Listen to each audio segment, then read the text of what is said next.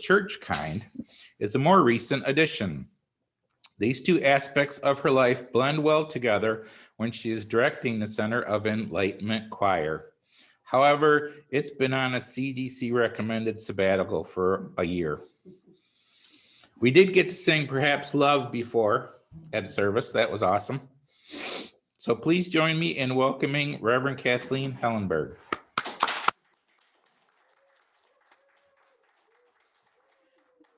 Thank you, Reverend David. Thank you, Lisa. Happy Valentine's Day, everybody. Happy Valentine's Day. Thank you. I didn't think I could get away with not talking about love on Valentine's Day.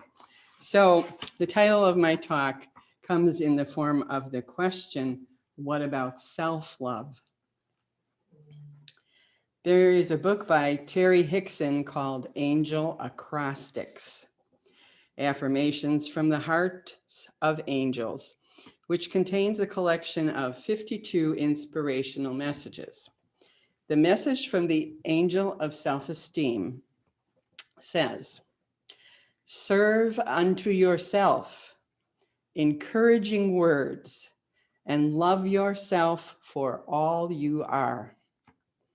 Each part of you, your spirit, soul, and heart, is truly unique. You are an exquisite human being. Every part of you makes a difference. I certainly did not grow up in a household that promoted anything of this sort. In fact, self-love, self-acceptance, self-esteem, and standing up for yourself were considered sinfully self-centered, selfish, and something to be ashamed of. But that just cannot be true because we are spiritual beings having a human incarnation, one in which we strive to open ourselves to the love that we are made of and from, and that we work to make manifest in the world. Matt Kahn, the spiritual teacher, empathic healer, and author of the books Whatever Arises, Love That, and Everything is Here to Help You, says, the primary place your love is meant to be sent is to the pain within you. Because through the law of unity consciousness, the more often you send love to yourself, the more it ripples outward to include all hearts. Many people find it difficult to love themselves, find it hard to accept compliments or praise, and don't really know how to go about changing their feelings about this. So I hope what I'm sharing today will help. Patricia Cota Robles, who hosts a World Congress on Illumination in August of each year, last year, made her presentations for each day of this Congress available online. On one of the days, she spoke about the love of our Mother God and said that, quote, in the development of humanity through the ages, in order to not feel pain, our heart chakras closed, which blocked us from receiving our Mother God's love. The love of the Mother God has no bounds, barriers, pain, lack, limitation, or sorrow. It is able to rise above all negativity, heals feelings of separation, represents freedom, is the foundation of all creation, is the single greatest source of forgiveness, creates the balance of the one that helps us know love in all things, makes it possible to accept our abundance, and this divine love is the highest attribute of the human soul. So not loving ourselves is somewhat a condition of being in human incarnation, but that doesn't mean we cannot change it. Because we are spiritual beings, there is no need to ask for anything from spirit because it has already been given.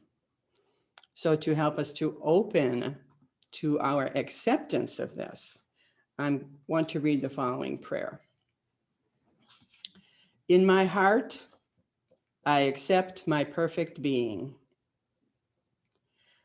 I accept that the joy that I have intended is already in my life. I accept that the love I have prayed for is always and already within me. I accept that the peace I have asked for is already my reality. I accept that the abundance I have sought already fills my life. In my truth, I accept my perfect being. I take responsibility for my own creations and all things that are within my life. I acknowledge the power of spirit that is within me and know that all things are as they should be. In my wisdom, I accept my perfect being. My lessons have been carefully chosen by myself, and now I walk through them in full experience. My path takes me on a sacred journey with divine purpose. My experiences become part of all that is. In my knowingness, I accept my perfect being. In this moment, I sit in my golden chair and know that I am an angel of light.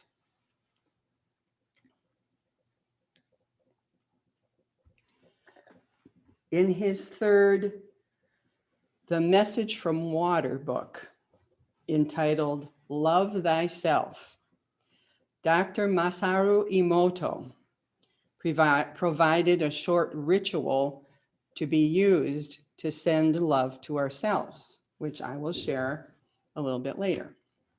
Dr. Emoto was a doctor of alternative medicine who spent decades studying water and realized that it was in its frozen crystal form that water showed us its true nature. Through his research, he found that molecules of water are affected by our thoughts, words, and feelings. One of the scientists who worked at Dr. Emoto's company developed a method of taking photographs of these frozen water crystals. As hard as we may try, it just isn't possible to always be free from negative vibrations. But the principle of vibration shows that when two opposite waves combine, they cancel each other out. In other words, when we emit a positive emotion, the negative emotion will disappear. There's a quote from Socrates that reinforces this, that says, "The secret of change is to focus all of your energy, not on fighting the old, but on building the new." I recently finished taking an online course through the Shift Network with Gitan Tonkov called Releasing Trauma from the Body with Biodynamic Breathwork. Gitan has written a book called Free to Feel to Heal, Releasing Trauma Through Body Awareness and Breathwork Practice. And in it, he wrote, quote, "There is a key difference between beliefs or practices and embedded trauma. We can think our way out of a belief and decide to change a practice. We can discuss our worries or anxieties with our counselors or our family, even if we might not be touching their underlying roots. However, we can't simply think or talk or decide our way out of trauma that has lodged in our tissues, end quote. So what can we do to overcome this? Of course, Geetan's answer would be to use biodynamic breathing. But because I'm not trained to teach that, I'm going to refer back to Dr. Emoto's work and give you his answer. In his book, Love Thyself, Dr. Emoto wrote about an experiment in which a group of people stood in a circle around a bottle of water that was on a table in the center of the circle, holding each other's hands while a prayer was said. And then he repeated the experiment again, but this time the people put their hands together in a prayer position, not touching anyone else. The photos of the water crystals resulting from each experiment showed that while the crystals from the first test were lovely, those formed when people put their own hands together were much more elaborate, highly developed, and beautiful. Dr. Emoto's explanation for this is, quote, "The right hand alone cannot create an energy current. Only with the left hand added is a smooth circulation created. Ancient peoples, perhaps to receive the energy of the sunlight, opened their hand widely, and when they sent this energy to others as prayer, they quietly closed their eyes and prayed with both hands together in order for their emotional energy to be transmitted purely." End quote. So Dr. Emoto's answer is to perform a short ritual. But before I share it, I want to tell you what I learned from an interview I saw of Erica Keswin, author of the book Rituals Roadmap. She said a ritual is something that goes beyond its practical purpose. Rituals ground us and give us, first, psychological safety. In other words, a feeling of connection and belonging. Second, a sense of purpose. And third, increased performance. When a ritual is performed, our levels of oxytocin, the feel-good hormone, are increased, and the hormone connected with stress, cortisol, goes down. So I'll explain the ritual first, and then we can all do it together. It contains only 3 short sentences, and to begin each sentence, we each say our own first name. And then after completing the 3rd sentences, we'll put our hands together in a prayer position. You can close your eyes if you want to, and then take a few moments of silence to let yourself feel the result. So if I were doing this, I would say, Kathleen, I love you. Kathleen, I thank you. Kathleen, I respect you. And then put my hands together. And then you can close your eyes if you want. Sometimes I do, sometimes I don't. But really give yourself a few moments of silence to let that feeling be felt. So remember, the keywords are love, thank, and respect. And remember to say your own first name at the beginning of each sentence. So now we can say it all together. Kathleen, I love you. Kathleen, I thank you. Kathleen, I respect you.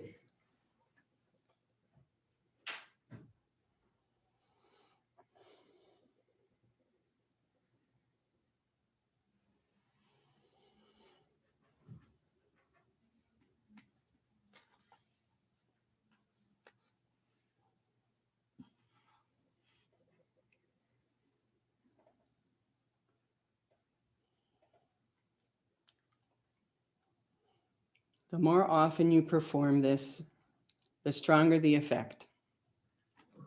Anytime you are not feeling like your best self, when negative thoughts, feelings, or words want to be expressed and you'd prefer otherwise, remember to love yourself by performing this ritual.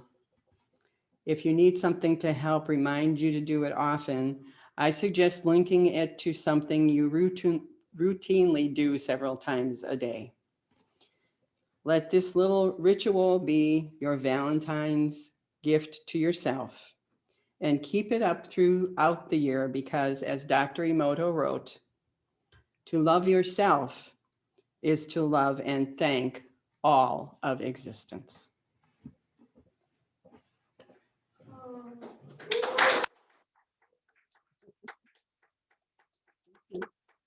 Before you step away. Yeah. Someone online asked what the name of the book was. Dr. Emoto's book? Yeah. It's, let me just back up to the thing.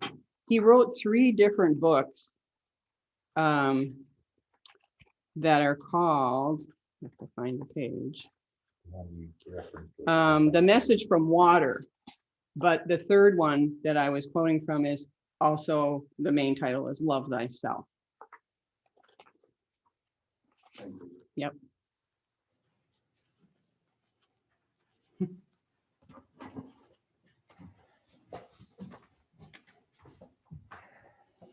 Thank you, Reverend Kathleen. Thank you.